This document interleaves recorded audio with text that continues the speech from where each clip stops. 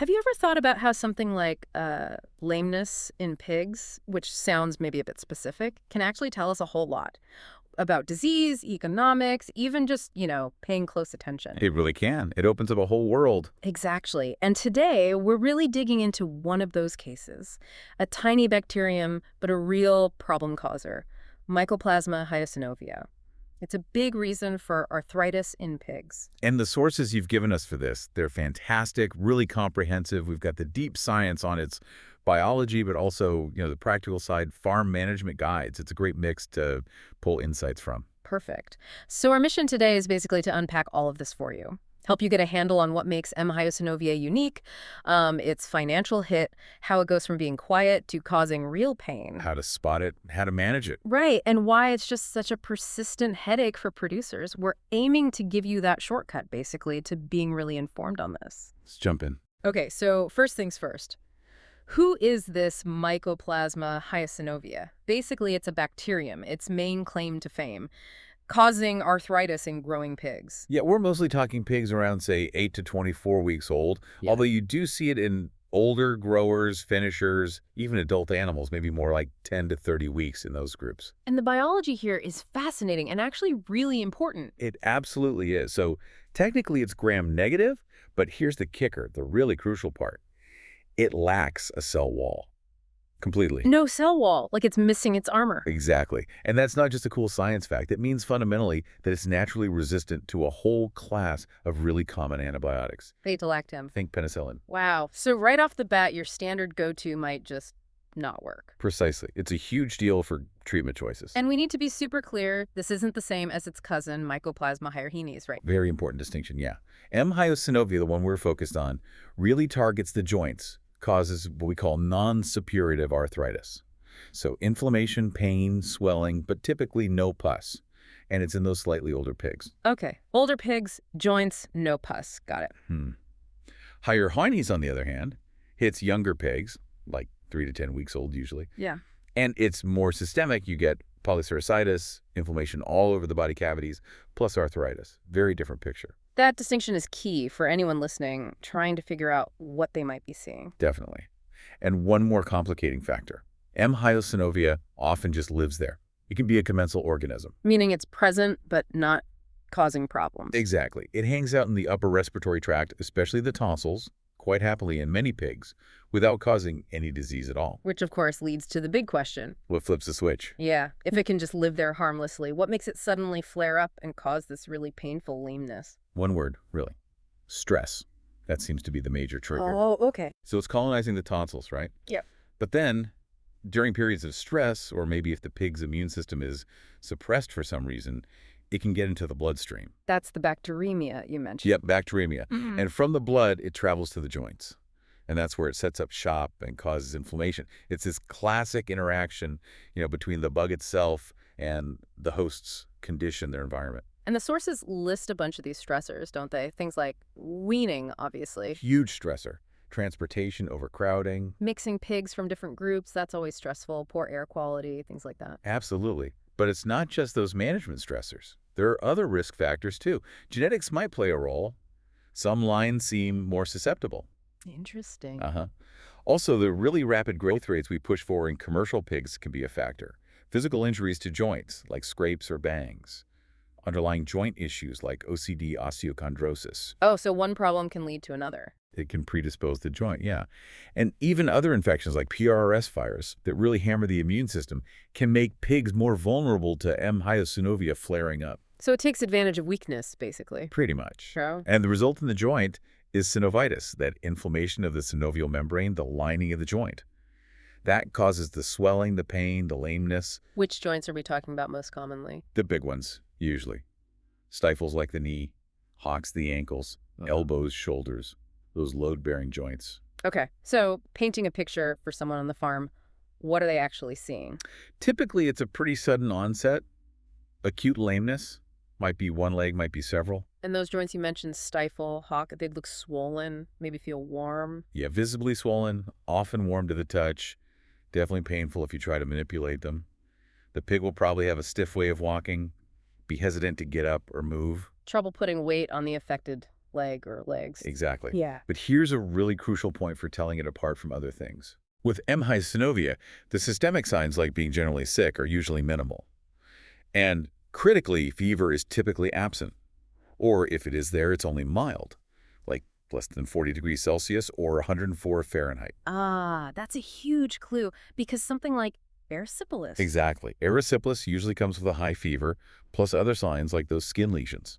So that lack of high fever is a key differentiator pointing towards M. hyosynoviae. And if you don't catch it and treat it early. Well, it can become chronic. The joints can get fibrotic, scarred up, Yeah. get permanently reduced mobility, and that's where the real economic pain starts to set in for the producers. Let's talk about that economic impact because it's not just the cost of treating a few lame pigs, is it? Oh, not at all. Hmm. When you connect this to the bigger picture, it's a serious drain on profitability. Yeah. You've got the obvious direct costs, sure, vet visits, diagnostic tests, the antibiotics themselves. Plus the labor, right? Dealing with lame animals takes time. A lot of time. One source mentioned maybe up to 90 minutes a day per 1,000 pigs just managing joint disease. That's huge. Yeah. But then you have the indirect costs, which are often even bigger. Growth rates plummet sometimes by as much as 50% in bad cases. Feed conversion gets worse, so they eat more feed for less gain. You end up culling more animals. Definitely. One report cited a 5% euthanasia rate just for M. hyosynoviae arthritis. And think about breeding stock. If you have to cull valuable gilts or boars because of this, you're losing genetic potential too. It adds up fast. Okay, so it's clearly a significant problem. If a vet suspects it, how do they nail the diagnosis? It sounds like clinical signs alone aren't quite enough. You're right. Signs in history are the starting point, Mm. always. But you really need lab confirmation. Joint fluid analysis can show inflammation, which helps. But the key test is? PCR polymerase chain reaction. That's really the preferred method now. It's highly sensitive for detecting the actual DNA of M. hyosynoviae in the joint fluid or maybe a bit of synovial tissue. What about growing it? Culture? You can culture it, but it's tricky. Mycoplasmas are fastidious, meaning they're picky eaters, hard to grow in the lab. And they often get overgrown by other bacteria, so PCR is just faster and more reliable for diagnosis. Necropsy helps too, I assume, if an animal dies or is euthanized. Absolutely. You'd look for things like increased joint fluid, often cloudy or turbid, and thickened, inflamed synovial membranes. But here's a really important nuance in diagnosis. Okay. Remember how we said it can just live in the tonsils harmlessly? Yeah, the commensal thing. Right. So just finding M. hyosynoviae DNA by PCR in a joint isn't automatically proof that it's the cause of the lameness. Ah, because it could just be there coincidentally. Potentially, or maybe it's there but not actually causing significant inflammation yet. So a definitive diagnosis really requires both a positive PCR result and clear evidence of corresponding inflammation in that joint. Usually that means looking at the tissue under a microscope histopathology to see the inflammatory changes in the synovial membrane. You need to connect the bug to the lesion. Got it. PCR plus inflammation equals diagnosis. That makes sense. So this leads into the whole differential diagnosis puzzle. Lameness is common. How do vets sort M. hyosynoviae out from all the other possibilities? Yeah, this is where good clinical detective work comes in. It's crucial. We already talked about Mycoplasma hyorhinis, that's younger pigs, more systemic signs, polycerasitis. Okay, rule that out based on age and signs. Then there's erysipelas, big one, key difference. High fever, usually those diamond skin lesions. And here's the clincher. It responds really well to penicillin. Which M. hyosynoviae doesn't because of the cell wall thing. Exactly. Huge diagnostic clue right there. Then you've got bacterial infections like Streptococcus suis or Glassorella pertussis. They tend to cause arthritis with actual pus purulent arthritis. Yeah. And often meningitis or polycerasitis too, typically in younger pigs again. Different kind of joint fluid, different age group usually. Okay. Then moving away from infections. Osteochondrosis, OCD, that's a developmental problem, not infectious, causes chronic lameness, but no fever. Confirmation comes from finding those characteristic cartilage defects at necropsy. And you mentioned OCD can actually make them more likely to get M. hyosynoviae infection. It can, yeah. A damaged joint is easier for bacteria to colonize. Then there's metabolic bone disease, things like rickets. That's nutritional, related to calcium, phosphorus, vitamin D deficiencies. You'd see weak, maybe deformed bones, and likely multiple animals on the same diet affected. Not usually a sudden onset in one or two pigs. Generally not. And finally, don't forget simple trauma, a physical injury. That's usually sudden, severe lameness, often just one leg. So really paying attention to the whole picture, the suddenness, the lack of high fever, the specific joints, and especially that failure to respond to penicillin or similar drugs, that really helps point towards M. hyosynoviae. It absolutely does. Those are the key indicators. All right, so once you're pretty sure it is M. hyosynoviae, what's the approach? How do you manage it? Well, what's really interesting here is that it needs a combined strategy. There's no single magic bullet. Okay, let's break that down. Treatment first. Antibiotics are still needed, right? Even if penicillin is out. Oh, yes. Effective options include drugs like tylosin, lincomycin, tiamulin, or tetracyclines. But the key, the absolute key, is early treatment. Once the arthritis becomes chronic and the joint is damaged, antibiotics don't work nearly as well. Get in there quickly. Are there specific dosages mentioned as being particularly good? The sources do highlight tiamulin showing good results, for instance, at around 12 milligrams per kilogram body weight. But the specific choice often depends on farm history and veterinarian guidance. And it's not just antibiotics, is it? Pain relief must be crucial. Essential. Anti-inflammatory drugs, NSAIDs like flunixin or meloxicam, they reduce the pain and swelling, which helps the pig feel better, move better, and importantly, keep eating and drinking. Makes sense. And supportive care. Definitely. Moving affected pigs to a hospital pen is really important. Somewhere clean, dry, with soft bedding if possible, less competition. Lower stocking density, easy access to food and water right near them. Exactly. Give them every chance to recover without extra stress. So that's treatment. What about preventing it in the first place? Or controlling its spread? This is where proactive management really shines. It's all about reducing those stress triggers we talked about earlier. So minimizing overcrowding, good ventilation, avoiding big temperature swings. Careful handling, gentle mixing of animals if you have to mix them. Basically anything that reduces stress on the pigs. Biosecurity and hygiene are big too. All in all-out systems help break disease cycles. Thorough cleaning and disinfection between groups. What about new animals coming onto the farm, like gilts? Gilt acclimatization is critical. You want incoming breeding stock to have time to gradually get exposed to the strains of M. hyosynoviae already on your farm and develop some immunity before they join the main herd. This reduces the risk of introducing new strains or overwhelming naive animals. Kind of like letting them get used to the local bugs gradually. In a controlled way, yes. And don't underestimate flooring. Good footing is important to prevent slips and falls that can cause minor joint trauma, potentially opening the door for infection. Okay, that all makes sense. Management, biosecurity, acclimatization.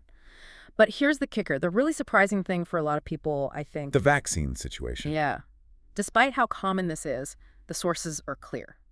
There is currently no effective commercial vaccine available for Mycoplasma hyosynoviae. That's the stark reality. No easy shot to prevent it. What does that mean for producers, practically? Means everything rests on management. The whole burden of control falls on doing those things we just discussed. Managing stress, biosecurity, good husbandry. Your success in controlling M. hyosynoviae is almost a direct reflection of how well the farm is managed overall. People have tried making vaccines, right? Autogenous ones. They have. Autogenous vaccines made from the specific strains found on a particular farm have been used. But the reports on their effectiveness are really variable, often quite disappointing, unfortunately. It's not a reliable solution currently. So no vaccine safety net. It really emphasizes that management focus. Given all this, how widespread is this bug? Is it everywhere? Pretty much, yeah. The sources describe it as enzootic in most pig populations globally, meaning it's just there, a common resident bacteria in pigs around the world. Okay, it's common, it's hard to treat late, no vaccine. Sounds like a growing problem. But there was a twist in the data, wasn't there? There was, and this is fascinating. So yes, data from the Iowa State Veterinary Diagnostic Lab between 2010 and 2015 showed M. hyosynoviae was a major cause of lameness, about 20% of cases. Looked like an increasing threat. Right. But then a more recent analysis, looking at 2017 to 2022, found something surprising. The diagnoses of M. hyosynoviae arthritis actually showed a statistically significant decrease, about 33% per year decline. A decrease. So it's going down. That kind of challenges the narrative, doesn't it? It really does. It suggests maybe things aren't getting uniformly worse. The sources speculate a bit on why this might be happening. Like what? Maybe, industry-wide, there has been improvement in stress management practices. Or perhaps diagnostic efforts have shifted focus slightly. Or maybe those gilt acclimatization protocols we talked about are being implemented more effectively now and are actually working better than we thought. Interesting. So the picture might be changing. It seems it might be. It's a dynamic situation. So looking ahead, what are the big questions? Where does the research need to go? Well, this raises some important points for the future, definitely. Several key research gaps stand out. Vaccine development has to be top of the list, right? Absolutely. Finding an effective vaccine would be a game changer. Given the current void, that's a huge priority. Another area is understanding the genetics better. Are there specific genetic markers that make some pigs more resistant or susceptible? If we could identify those, maybe we could breed for more resilience. Makes sense. What about spotting it earlier on the farm? That's another big area. Developing better on-farm monitoring tools. Things like maybe automated systems, force plates that measure gait, cameras with machine vision that can detect subtle lameness earlier than the human eye. Early detection means earlier intervention. Technology helping out? Could be. And finally, just getting a deeper understanding of exactly how it causes disease at the molecular level, the pathogenesis. If we understand the mechanisms better, we might find new targets for drugs or other interventions. Lots still to learn then. Always. So wrapping this up, Mycoplasma hyosynoviae really is a great example of a complex disease, isn't it? It's this whole interplay between the bug, the pig, and its environment, with stress being that critical trigger. Hopefully this deep dive has helped you listening get a clearer picture, not just of this specific bacterium, but maybe those bigger ideas too. Proactive management, good biosecurity, careful diagnosis. How important they are when you're dealing with bugs that are just, well, everywhere. Exactly. And maybe here's a final thought to chew on. Think about how the lack of an easy fix, like a vaccine for M. hyosynoviae, actually forces us into a more holistic way of thinking about animal health. That's so. It really makes us focus on the fundamentals, the environment, the management, reducing stress as the primary way to prevent disease, even when the potential cause is widespread. It's a powerful reminder that we can't always just rely on a magic bullet. And that lesson learned from this specific challenge in pigs probably has wider applications, right? Thinking about stress, environment, and disease in other animals, maybe even in human health. It highlights those fundamental connections. That's a great point. It forces a focus on the foundations of good health management. Fascinating stuff.